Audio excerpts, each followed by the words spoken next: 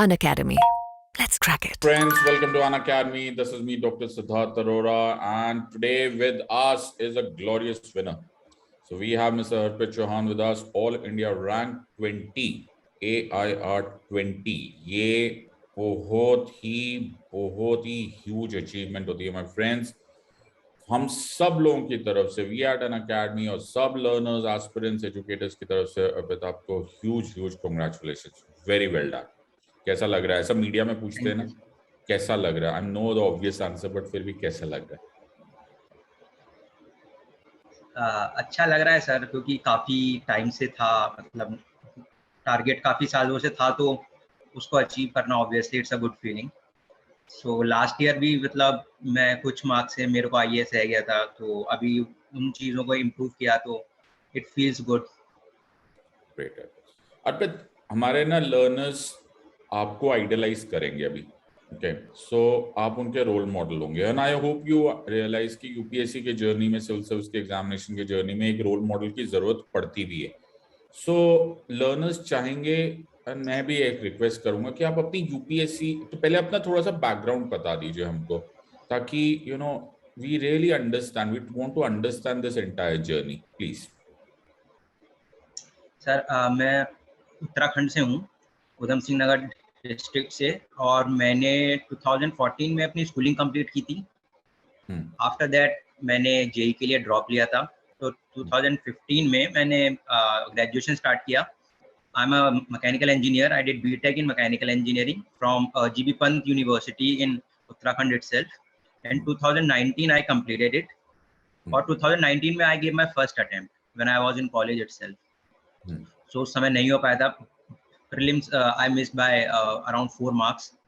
So then I came home and I started to prepare at my home itself. So after that I gave my 2020 attempt. In that, sir, I got AIR 297 on the basis of which IDAS मेरे को मिला था last year. तो वहाँ पे मैं अभी IDAS में था, वहाँ से मैंने लीव ले रखी थी फिलहाल, EOL, और फिर अभी ये मेरा थर्ड अटेम्प्ट था जिसमें मेरी 20th रैंक आई. Sir great. तो Arpit, if I would like ask to, ये तो आपकी जो ऑप्शनल की चॉइस थी, that was PSIR, if I am correct? Yes sir, PSIR. तो पीएसआईआर का आपने ऑप्शनल क्यों चूज किया? I understand you were our plus subscriber also. Sir, PSIR, my reason for choosing it was that I did mechanical engineering, so that was not an option for me. Means I thought that I'll have to change it. Then there were a few options about from the art side. So PSIR, sir, one thing was that it helps a lot in the GS papers. I mean, especially in GS2, it is very useful. Quality part is there, so it can help you in essay also, society section also it can help a bit. So I believe that overlap is quite large, and that was the reason for me choosing PSIR. So PSIR ऐसा तो नहीं होता ना अर्पित, मतलब मैं, हमारे learners जरूर जानना चाहेंगे कि ऐसा तो नहीं होता ना कि कोई ट्रेंड होता है कि एक पर्टिकुलर ऑप्शनल चूज करना होता है, ऐसा कुछ होता है कि डू यू थिंक ऐसा कोई स्टोरी होती है कि मतलब ये सब मिथ ही है कि? ये मिथ है सर, आई डोंट बिलीव कि ऐसा होता है, क्योंकि ऐसे होते हैं सर लोग कि उन्होंने 3 साल एक ऑप्शनल लिया, फिर उनको लगा कि वो ऑप्शनल खराब है तो फिर दूसरा ऑप्शनल ले लिया. तो आई बिलीव कि ऐसा नहीं होता है कि किसी साल किसी ऑप्शनल में ज्यादा मार्क्स दिए जा रहे हैं. इट डिपेंड्स अपॉन यू कि अगर आपने परफॉर्म किया है तो हर ऑप्शनल से अच्छी रैंक्स आती हैं हर साल. सो इट मतलब ये कि इस साल ज्योग्राफी का अच्छा है, इस साल एंथ्रो का अच्छा है, ये सब it's a myth I can से. तो वो अपने अपने ऊपर डिपेंड करता है. बिल्कुल. तो ये लर्नर्स मैं आपको थोड़ा सा यहाँ पर समराइज करना चाहता हूँ, बिकॉज अर्पित चौहान के साथ हमारे पास जो भी हम सीखने को मिलेंगे वो हमारे काम आने वाला है, because he is a winner, and he has really, जिसे बोल रहे हैं, been there done that, because he did not leave it even when he did not make it in the first attempt, second attempt, third attempt में he is where he is. So please make sure कि आपका जो optional है वो आपका interest का subject हो, and please don't go on the trend. ऐसा कोई ट्रेंड होता ही नहीं है, so to say. So Arpit, one more question that ज्यादातर लर्नर्स के मन में आता है कि is there a magic book, कोई ऐसा जादू की किताब है जिससे पढ़ लिया जाए कि बेसिक किताबें काफी होती है, आपने कैसे अपना अप्रोच बनाया था? सर मेरा अप्रोच बहुत बेसिक बुक्स है जो एनसीईआरटी होती हैं। एनसीईआरटी सर आई बिलीव कि काफ़ी अच्छी बुक्स हैं। और जैसे मैंने प्रिपरेशन स्टार्ट किया था तो टाइम था मेरे पास काफ़ी, मैंने कॉलेज में ही मतलब थोड़ा थर्ड ईयर अराउंड मैंने शुरू किया था प्रिपरेशन, तो टाइम था तो एनसीईआरटीज मैंने ढंग से फॉलो की। और NCERTs they are the best books I can say for UPSC preparation. फिर उसके बाद अगर आपको जरूरत लगती है so there are specialised books for every subject, मतलब ज्योग्राफी की अलग बुक होती है, पॉलिटी की अलग है, लक्ष्मीकांत इज क्वाइट फेमस। तो अब वो भी कुछ बुक्स मतलब सब सब्जेक्ट्स की नहीं, यहाँ पे एनसीईआरटी आपको लगे कि थोड़ा लैकिंग है, जैसे कि लक्ष्मीकांत इज क्वाइट गुड, वो मतलब फॉलो करनी चाहिए ही।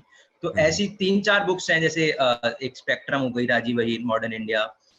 तो इस तरीके की 3-4 बुक्स हैं जो फॉलो करनी चाहिए। और ये मैजिक बुक वाली जो बात होती है, तो सर यूपीएससी का तो पैटर्न इतना डायनेमिक हो गया है कि कुछ भी श्योर नहीं रहा है इसमें कि प्रीलिम्स अगर इस साल हुआ है तो अगले साल प्रीलिम्स भी होगा या नहीं होगा। सो वो इट बेसिकली सर डिपेंड करता है कि आपकी जो स्टडी की ब्रेड्थ है और जो डेप्थ है वो कितनी रखी है आपने। वो बुक्स आपकी कुछ भी हो सकती हैं, ऑनलाइन सोर्सेज भी आप रख सकते हो। एनसीईआरटी बुक्स मैंने इसलिए कहा क्योंकि सर वो एक बेस बहुत स्ट्रांग हो जाता है एनसीईआरटी। उसके बाद आपको जरूरत लगती है तो you can take coaching material from anywhere और you can take some online lecture courses also, that all depends, but there is no substitute for your reading of your own books. ये that is the main. Yes, यही बात मैं अर्पित मैं अपने सब students को भी बोलता हूँ कि एनसीईआरटी एक बहुत सिंपल वर्ड्स में लिखी हुई लेकिन बड़ी कॉम्पैक्ट बुक होती है। उसको आपका एक एक लाइन में आप बहुत कुछ डिराइव कर सकते हो अगर वो पढ़ा जाए ढंग से, अगर उसको देखा जाए, because at the end of it वो स्कूल लेवल बुक स्कूल में पढ़ाई जाती थी, बट वो स्कूल लेवल बुक नहीं है, it is far higher at that part. उसको सिर्फ इंटरप्रेट करने का टाइम होता है। अर्पित एक प्रॉब्लम और आती है जो बहुत सारे लर्नर्स को एक क्वेश्चन रहता है। देखो, आपने एनसीईआरटी से पढ़ लिया, आपने किसी बुक में से भी पढ़ लिया, आपने शायद किसी कोचिंग मटेरियल से भी पढ़ लिया, जैसे आपने बोला था मल्टीपल सोर्सेस। क्या नोट्स बनाना जरूरी होता है या फिर नोट्स बनाए बिना सीधा डायरेक्टली बुक से ही लास्ट तक पढ़ते रहो? और अगर नोट्स बनाना है तो कैसे बनाने? मतलब do you have any inputs in this? हमारे learners would be very very happy to know something about that. Sir जो मेरी स्ट्रेटजी रही है, so notes making is a mean something that you need it very much. बहुत important part होता है notes making. और basically जो भी आप, मेरा ऐसा मानना है कि जो भी आप मेंस में आंसर लिख के आते हो, that is a reflection of your notes only. क्योंकि सोर्सेज इतनी सारी हैं, उसमें से जो भी बेस्ट आपको लगता है वो आपके नोट्स में होगा। तो किसी भी एग्जाम से पहले, प्रीलिम से पहले या मेन से पहले, you can just go through it within a few days, and आपके notes, once you have read a book and you have made your notes, so now don't read that book again, just read your notes. Read your notes, reread them again and again. अब बार बार reading से क्या होता है sir, notes का size भी छोटा होता रहता है। when you will read it again, so you will think कि अच्छा यही इंपॉर्टेंट है, बाकी सब नहीं है। तो ऐसे when you read it many a time, तो आखिरी में आपके पास इतने कंसाइज और कॉम्पैक्ट नोट्स होते हैं कि you can read them with in days. और वो जो रिवीजन होता है, दैट इज द थिंग जो कि आपके आंसर शीट में रिफ्लेक्ट होता है सर। तो नोट मेकिंग मेरे हिसाब से बहुत इंपॉर्टेंट है। कुछ लोग होते हैं जो डोंट मेक नोट्स, सो उनकी strategy I don't understand how they do it, but for me sir notes is everything sir. मतलब वही है, मतलब जितने अच्छे नोट्स उतना अच्छा आंसर।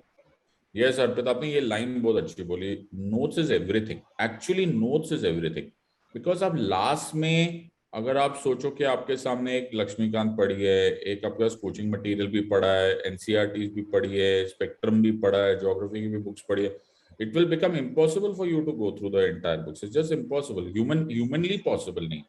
सो आपने अर्पित ऑनलाइन नोट्स बनाए थे कि ऑफलाइन, मतलब अपने पेन पेपर नोट्स बनाए थे? मेरा सर वो दोनों था। स्टैटिक पोर्शन का मैंने ऑफलाइन बनाया था, करंट मैंने ऑनलाइन बनाए थे। ऑसम, तो आपने मिक्स किया था, that is so nice. So learners, आप नोटिस कर रहे हो कि this is called winners mentality. There is a method of doing things, okay? और उसका मेथड वो होता है कि ये लास्ट डे की प्रिपरेशन चल रही होती है कि आखिरी दिन मैं कैसे प्रिपेयर करूंगा। एंड आपने अर्पित की एक बहुत अच्छी बात नोटिस की होगी, he said a very nice thing every reading के बाद नोट्स का साइज अपने आप कम हो जाता है बिकॉज आपने उसको रीड कर लिया होता है. So you choose the rest of the things, सारे के सारे कंटेंट लो और धीरे धीरे इसको डिक्रीज करते रहो. Arpit, I have a very important question. आपने मुझे बताया कि आपका फर्स्ट अटेम्प्ट शायद कुछ मार्क्स से रह गया था. Am I correct? Yes sir, prelims prelims में.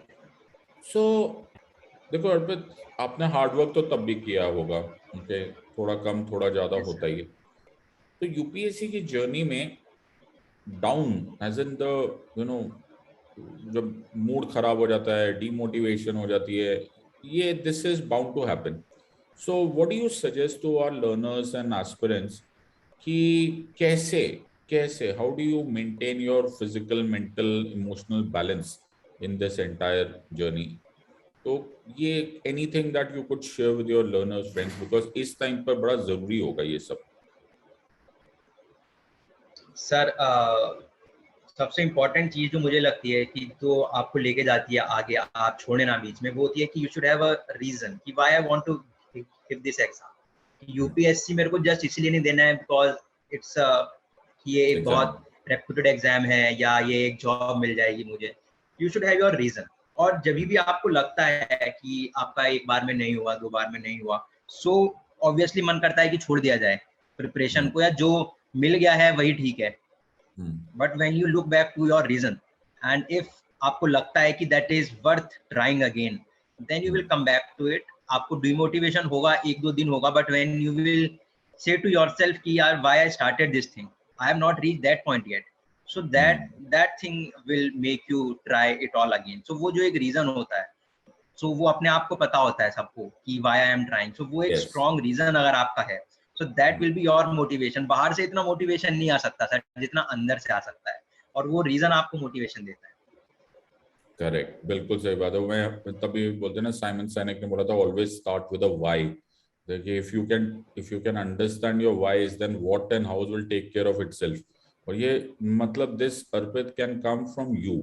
ये मैं आपको मन से कंग्रेचुलेट कर रहा हूँ बिकॉज इतनी यंग एज में आपको इतनी विजडम आ गई है और इतना अपने समझदारी से और इतने संयम से आपने इसका जवाब दिया कि एक्चुअली रीजन मैटर करता है. फिर आदमी कर गुजरता है, फिर आदमी नहीं डरता, फिर वो डीमोटिवेशन होगा भी तो 1-2 घंटे में, 1-2 दिन में अपने आप हट जाएगा. एक और इम्पोर्टेंट अर्पित आपसे मुझे क्वेश्चन है, सिंस वैसे तो हमारे पास आई नो इस टाइम पर आप बहुत ओवरवेल्म्ड होंगे एंड आपको इस टाइम पे तो कंग्रेचुलेटरी मैसेजेस बहुत आ रहे होंगे, बहुत बिजी होंगे, बट लर्नर्स को थोड़ा सा इस टाइम पर if you could walk through current affairs का portion, how do you manage the current affairs? Because ये एक मेजर हेडेक हो जाती है कि कितना न्यूज़पेपर पढ़ें, कौन से साल का पढ़ें, कौन सा न्यूज़पेपर पढ़े, उसके नोट्स कैसे बनाए, उसको याद कैसे करें. So how did you manage the current affairs portion? Sir current affairs के लिए न्यूज़पेपर इज अ मस्ट. तो न्यूज़पेपर तो होता ही है एक आपका रोज का. उसके बाद कोई भी एक मंथली कंपाइलेशन आती है बहुत सारी मार्केट में, तो कोई भी एक मंथली कंपाइलेशन आप लीजिए. लेकिन sir in the past 3-4 year जो ट्रेंड चला है प्रीलिम्स में खास करके, करंट अफेयर्स का पोर्शन एज सच बहुत इंपॉर्टेंट नहीं रह गया है. बट करंट अफेयर्स को छोड़ के you can not clear mains, that is the thing. So prelims में करंट अफेयर से डायरेक्ट क्वेश्चन नहीं आते, ये सोच के करंट अफेयर्स को ज्यादा फोकस ना किया जाए. सो प्रीलिम्स आपका भले ही हो जाए एक बार को स्टैटिक से, but your mains will not be clear. So current affairs के लिए newspaper, daily newspaper and your own reading. ऐसा नहीं है कि कोई वीडियो अपलोड हुआ है तो you just see that and make notes from it. अपने आप रीडिंग देना जरूरी है because it helps you develop a point of view towards things. और मेंस में जब अपनी ओपिनियन लिखने की बात आती है, then that will help a lot. So मेरी स्ट्रेटजी तो सर न्यूज़पेपर की रही है. I have been reading newspaper for nearly, अब तो मतलब शायद 4-5 साल हो गए हैं. द हिंदू आई फॉलो, और बाकी कभी कभी कोई दूसरे न्यूज़पेपर्स भी आप रोज न्यूज़पेपर पढ़ते हैं आप? You read the newspaper every day? मतलब आज पहला दिन है सर 4-5 साल में जब मैंने छोड़ा है newspaper. I can tell you that. और आज आपको पढ़ना जरूरी था. आज आप न्यूज़ हो तो आज आपने पढ़नी जरूरी है. आज हम पढ़ेंगे. पता हो, यही वाली बात होती है कि आप इतने सालों से न्यूज़ पढ़ रहे थे, आज आप खुद न्यूज़ हो. So what a big day and what a very big day. So it's a huge day, Arpit. So Arpit, ये जब आप न्यूज़पेपर पढ़ते हो तो फिर आप क्या करते हो, फिर आप नोट्स बनाते हो उसके, what do you do? Sir ऐसा होता है, जो मतलब मेरी स्ट्रेटजी है, जैसे कि शुरू में जब हम स्टार्ट करते हैं प्रिपरेशन, तो न्यूज़पेपर में ही मतलब बच्चों से मेरी भी बात होती है, दे स्पेंड 4 और 5 hours on that, so that is useless. 4-5 घंटे न्यूज़पेपर पढ़ते रहोगे तो you will have not have time left for anything. So जो सही चीज है वो थोड़ा टाइम के साथ वो सीखते भी हैं, कि मेरे ऑनलाइन नोट्स जो थे, जैसे मैंने बताया आपको, जो करंट अफेयर्स के था ऑनलाइन सेक्शन था, तो उसमें जैसे हर एक, जैसे GS2 की बात की जाए, हेल्थ, एजुकेशन या पॉलिटी, कोई भी सेक्शन है, तो जैसे कुछ भी हो रहा है, एजुकेशन सेक्टर में कुछ हुआ, तो न्यूज़पेपर में से या एडिटोरियल में से कोई डेटा मिला हमें, या कोई स्कीम आई है, तो उससे रिलेटेड कोई भी इंपॉर्टेंट पॉइंट हमने अपने नोट्स में ऑनलाइन डाल दिया वहां पर। तो if we will follow this, तो क्या होगा कि जो एक आपका जो नोट मेकिंग होती है should be according to mains में जो सिलेबस में टॉपिक दिए गए हैं, उस टॉपिक से ही आपके नोट्स बने होने चाहिए, कि सोशल सेक्टर हो गया, और साइंस एंड टेक्नोलॉजी में बायोटेक्नोलॉजी, नैनो टेक्नोलॉजी, जो भी आपका है। और जो भी, अगर आपको सिलेबस की नॉलेज बहुत इंपॉर्टेंट है सर इसमें, क्योंकि अगर आपको सिलेबस का पता है कि सिलेबस की डिमांड क्या है, तो जब न्यूज़पेपर पढ़ेंगे आप, तो उसमें से आपको ये पता होगा कि पूरे एक एडिटोरियल में से ये बस एक लाइन है जो मेरे काम की है, और वो आप उठा के अपने नोट्स में डाल देंगे।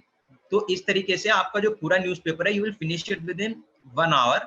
और जो नोट्स का भी ऐसा नहीं है कि बैगेज बहुत सारा हो जाएगा, क्योंकि पूरे न्यूज़पेपर में से कुल मिला के भी देखा जाए तो हाफ अ पेज के नोट्स बनेंगे, 5-6 पॉइंट्स बस वहां से आपके काम के होंगे। तो ये स्ट्रेटजी मेरी रही है सर, और बट ये डेवलप हुई है ओवर द टाइम, जब मुझे लगा कि क्या इंपॉर्टेंट है काफी सालों में जाकर के। सो करंट अफेयर्स वाला सेक्शन, ऑनलाइन नोट मेकिंग, या ऑफलाइन भी अगर कोई चाहे तो वो नोट मेकिंग में सेलेक्टेड पार्ट न्यूज़पेपर से डालना। ग्रेट। अर्पित, एक if you don't mind me asking, क्या आपको अपने ही प्रिपरेशन में फर्स्ट अटेम्प्ट और इस अटेम्प्ट में आपको कोई फर्क दिखा? मतलब डिड यू नोटिस कि it was just a matter of luck कि आप पहले अटेम्प्ट में पास नहीं कर पाए थे, कि आपने इसको इम्प्रोवाइज किया? यस सर, लक तो सर ऐसा कुछ ऐसा रहता नहीं है, क्योंकि हमारी प्रिपरेशन ही नहीं है, तो फिर क्या ही हो जाएगा। तो फर्स्ट अटेम्प्ट तो मैं कॉलेज में था, तो कॉलेज में तो प्रिपरेशन मेरे को पता था कि मेरा उस लेवल का नहीं है, वो मैंने एग्जाम दे दिया थोड़ा जज करने के लिए कि अब क्या जरूरत है।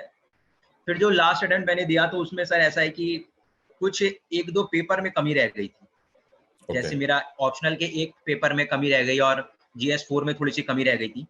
तो लास्ट ईयर ही मेरा मतलब 30-40 मार्क्स का मार्जिन आराम से मेरे को दिख गया था अपनी मार्कशीट देखे, कि ये 1-2 पेपर है जहाँ पे अच्छा खासा स्कोप है। सो इस अटेम्प्ट के लिए फोकस उन पेपर्स पर ही था, बाकी सब तो हो रखा था, उसमें कुछ स्पेशल करने की जरूरत नहीं थी। तो कहने का मतलब ये है सर कि जो लक वाली बात है वो तो अपनी जगह पे है, बट आपकी स्ट्रेटजी इज वेरी इंपॉर्टेंट, कि हर एक पेपर के लिए अलग से स्ट्रेटजी है। अगर किसी पेपर में मार्क्स नहीं आ रहे हैं तो वो क्यों नहीं आ रहे हैं, इट्स नॉट अबाउट लक, क्योंकि मेरे नहीं आ रहे हैं, औरों के तो आ रहे हैं। सो इट्स अबाउट स्ट्रेटजी, है ना। सो वही चीज पे सर इस बार फोकस किया, और वो मार्क्स वहां पे इंप्रूव भी हुए। Awesome. Arpit, I don't want to keep you any more from enjoying the beautiful rewards जो अभी आ गए हैं. You will be venturing, और आज आप बहुत busy भी होंगे. I request you to have some parting words, some last message for all the learners and friends जो अभी prelims देने वाले हैं, फिर थोड़ा टाइम के बाद mains and so on so forth, या फिर जो अगले सालों के लिए प्रिपेयर करें. So आपके कुछ words would go a long way in motivating them. So please could you share a few thoughts with all of them, please? Sir aspirants के लिए I just want to say that आप अपनी preparation की जो भी stage में अभी हैं, आप अभी पेपर इसी बार दे रहे हैं या अगली बार दे रहे हैं, so you always have a long term point of view, कि यूपीएससी ऐसा नहीं है कि एक बार नहीं हुआ तो हम छोड़ दें। क्योंकि और इम्पोर्टेंट ये है कि यूपीएससी में आपको 6 अटेम्प्ट मिनिमम मिल रहे हैं, तो अगर आप if you really want this, तो एक अटेम्प्ट में जो चीज आपकी छूट गई है, जो गलती हुई है, उसको इम्प्रोवाइज कीजिए आप नेक्स्ट अटेम्प्ट में। This is actually what UPSC wants from you. इतने सारे पेपर हैं, 7 पेपर होते हैं जीएस में मार्क्स वाले, तो कहीं ना कहीं हो सकता है कुछ रह जाए, बट अगर आपको करना है तो नेक्स्ट अटेम्प्ट में आप उसको इम्प्रूव कीजिए। और मतलब जर्नी इतनी लंबी होती है, कभी कभी डिमोटिवेशन आता है, फोकस टूट जाता है, इतनी डिस्ट्रैक्टिंग चीजें चारों तरफ हैं, तो दैट इज नॉर्मल, वो हो सकता है, बट रिकलेक्ट करने की जरूरत होती है खुद को, मतलब वापस वहां से आप अपने to the point of study लेकर के आए 1 दिन 2 दिन में, क्योंकि वही है कि सर टारगेट अगर आपके सामने क्लियर है तो even if you do not succeed, मतलब एक बार में सक्सेस ना मिले 2 बार में, बट अगर मुझे ये है कि I want to do that, then I think that sir they will find a way, aspirants will find a way. उनको बस एक स्ट्रेटजी अपनी रखनी है और डिमोटिवेट नहीं होना है। Awesome. It was a pleasure talking to you, Arpit. It was indeed a pleasure. बहुत अच्छा लगा, इतना आपने वाइजली और इतना संयम से आपने सारे प्रश्नों का जवाब दिया। And thank you for on behalf of all learners and aspirants, और हम सब लोगों की तरफ से once more a huge congratulations and we wish you all the best in the journey ahead. I'm sure India is in safe hands and you'll do great in your career. So thank you very much, Arpit. God bless and Jai Hind. And in the words of Unacademy, let's crack it. Thank you.